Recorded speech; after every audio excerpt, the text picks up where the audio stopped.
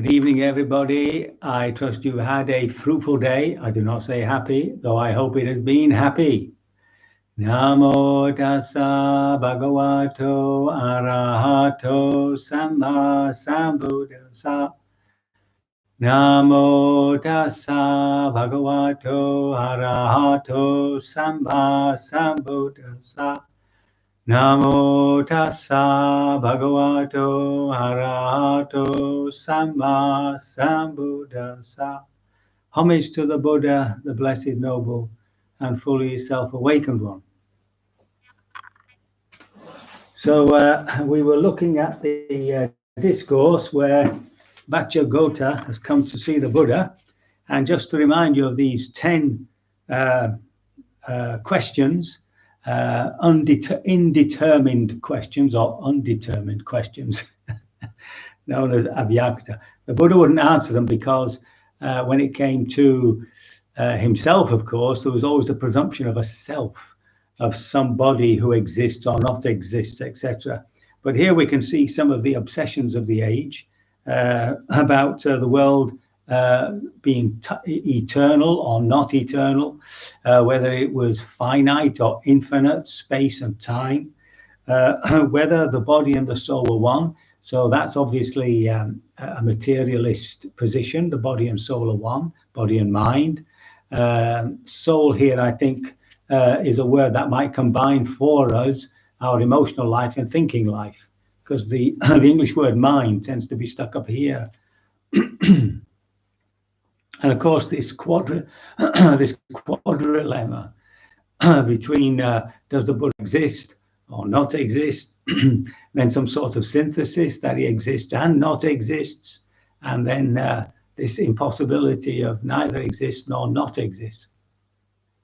So I'll just clear my throat. Thank you. Yeah, Nori's going to get you a drink of water. I don't know why I should be dry throaty. So anyway, the Buddha won't answer any of this stuff, and he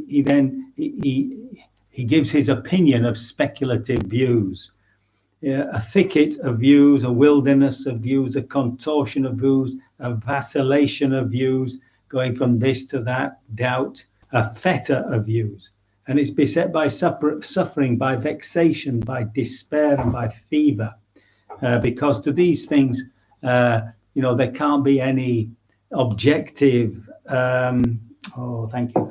There can't be any objective proof. It's the same with God or anything which is beyond physicality. How are you going to prove it? He said it doesn't lead to disenchantment, dispassion, cessation, and to peace, to direct knowledge, to enlightenment or nibbana. Now, a question came through about disinterest and disenchantment. So a disinterest means, you're not interested in something anymore.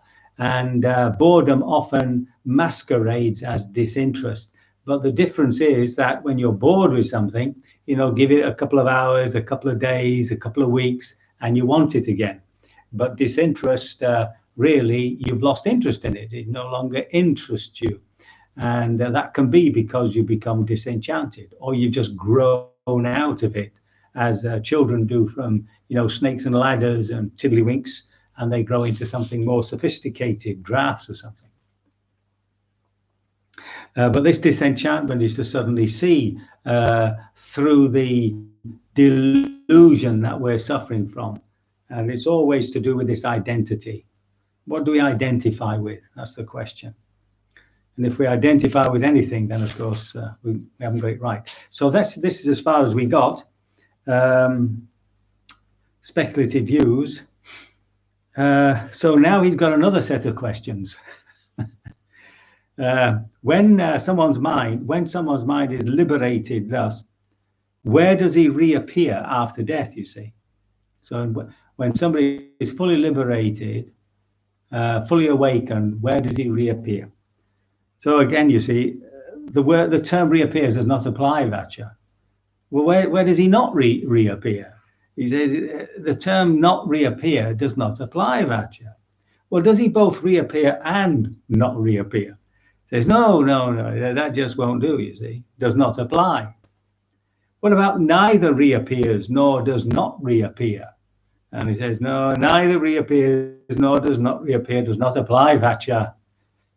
Now, when Master Gautama is asked these 4 questions, he replies the term reappears does not apply, Vacha. The term does not reappear, does not apply. The term both reappears and does not reappear does not apply. And neither reappears nor does not reappear does not apply, Vacha. Here I have fallen into bewilderment, Master Gautama. Here I have fallen into confusion. And the measure of confidence I had gained through previous conversation with Master Gautama has now disappeared. So he's completely confused by these negative responses. And the reason, of course, why the Buddha replies like this is that Vachagotta is always somewhere in the question, presuming somebody has reappeared or not reappeared. So the Buddha says, well, it's enough to cause you bewilderment, Vacha. It's enough to cause you confusion. For this Dhamma, Vacha, is profound, hard to see and hard to understand, peaceful and sublime, unattainable by mere reasoning, subtle to be experienced by the wise. It's hard for you to understand it when you hold another view, accept another teaching, approve of another teaching, pursue a different training, and follow a different teacher. So I shall question you about this in return, Vacha. Answer as you choose. What do you think, Vacha? Suppose a fire were burning before you. Would you know this fire is burning in front of me? I would, Master Gautama. And if someone were to ask you, Vacha, what does this fire burning in front of you depend on? Being asked thus, Master Gautama, I would ask that this fire burning in front of me burns in dependence on grass and sticks. If that fire before you were to be extinguished, would you know this fire before me has been extinguished? I would, Master Gautama. And if someone were to ask you, Vacha, when that fire before you was extinguished, which direction did it go? To the east, to the west, to the north, or the south? Being asked thus, what would your answer be? That does not apply, Master Gautama. The fire burned in dependence on its fuel of grass and sticks. And when this was used up, if it does not get any more fuel, being without fuel, it is reckoned as extinguished. So too, Vacha, the Tathagata has abandoned that material form by which one describing the Tathagata might describe him. So how do we describe somebody who's gone beyond any form of description? So here you've got the Buddha's difficulty in trying to express something which is, by definition, inexpressible. It's ineffable. It's beyond language. And he goes on, he says, well, I've cut it off at the root. I've made it like a palm stump. Done away with it so that it's no longer subject to future arising. The Tathagata is liberated from reckoning. You can't in terms of material form. He's profound, immeasurable, hard to fathom, like the ocean. And that's why these terms don't apply. So whatever is within us, which finally liberates itself from this delusion of being this psychophysical organism, is something that simply cannot be described by any words or by any images. That's what the Buddha is telling him, you see. And then he goes through the 5 khandhas. So the first is form, the body, and then there's feelings. So he says the same about feelings, the same about perception and concepts and images and all that, the same about all the habits that constitute a human being, all these habits that are caused by or are maintained by our volition, and finally, of course, the screen of consciousness upon which it all arises. So now we have to go to the physics of the time. When this was, when the people, when Westerners first came across this, the theologians and philosophers, they just presumed it was some form of subtle extinction. So the Buddha was simply a clever materialist. That in the end, everything disappeared, and that was the end of it. And one of the examples to show that was this image of the fire being extinguished. But the physics of the time was that the four elements, so the earth element, which is to do with extension, solidity, etc., the fire element, which is to do with any form of heat or cold, the water element, which is to do with cohesiveness.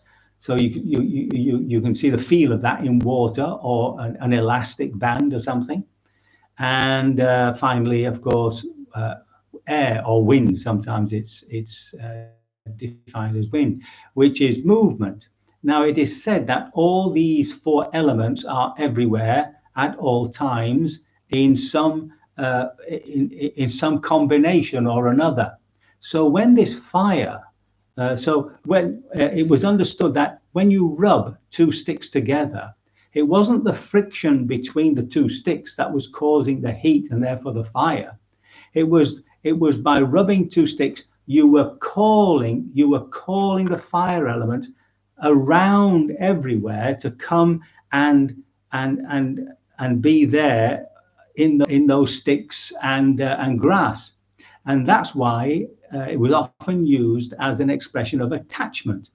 So now when the fire is extinguished, the fire element simply goes into a non-grasping state. See, that's the point. So there's not a destruction of the fire element. There's only a destruction of this fire.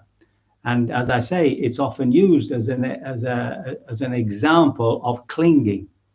So what the Buddha is saying, that there's something in us which, once it's lost its identity with this psychophysical organism, all this thing about I think, I feel, I am the body, etc. When all that's gone, there is a release of that which knows, and that, of course, is your satipanya, your intuitive awareness.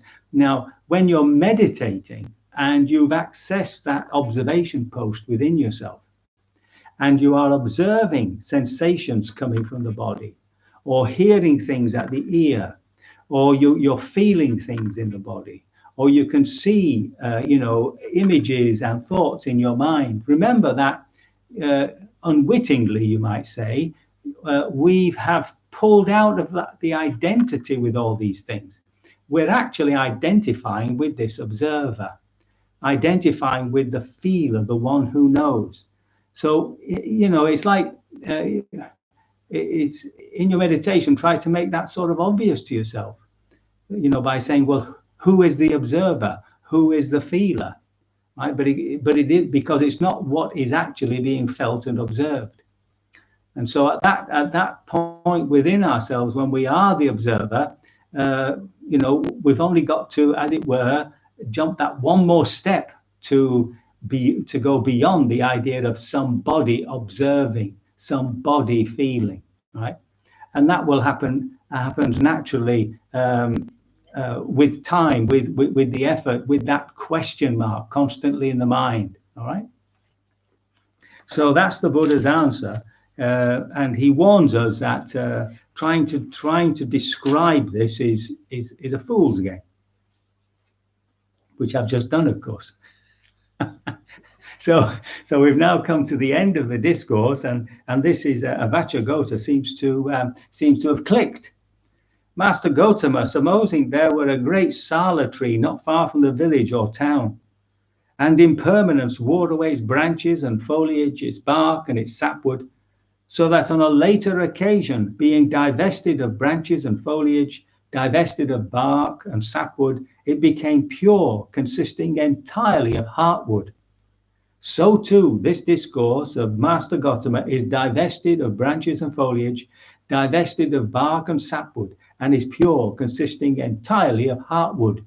So in other words, he's got right down to the root of the whole problem. Now, this has really convinced Vachagotta, because he says, magnificent Master Gotama, magnificent Master Gotama. Master Gotama has made the Dhamma clear in many ways, as though he were turning upright what had been overthrown, revealing what was hidden, showing the way to one who was lost, or holding up a lamp in the dark for those with eyesight to see form. I go to Master Gautama for refuge, to the Dharma and to the Sangha. From today, let Master Gautama remember me as a lay follower who has gone to him for refuge for life. So he was obviously he was obviously well affected by the Buddha's image or metaphor of the fire. He finally got it. So we'll see. We'll see tomorrow, because there is a greater discourse on Vachagotta, which we'll have a look at tomorrow. And I think this is probably happened before, but we'll see anyway. So I hope that the questions that Vachagotta has also enlivened you and made things clear as it has done for him, and that you will, by your continuing practice, break through this delusion of self and attain pure enlightenment, pure liberation from suffering sooner rather than later. So we can begin our meditation.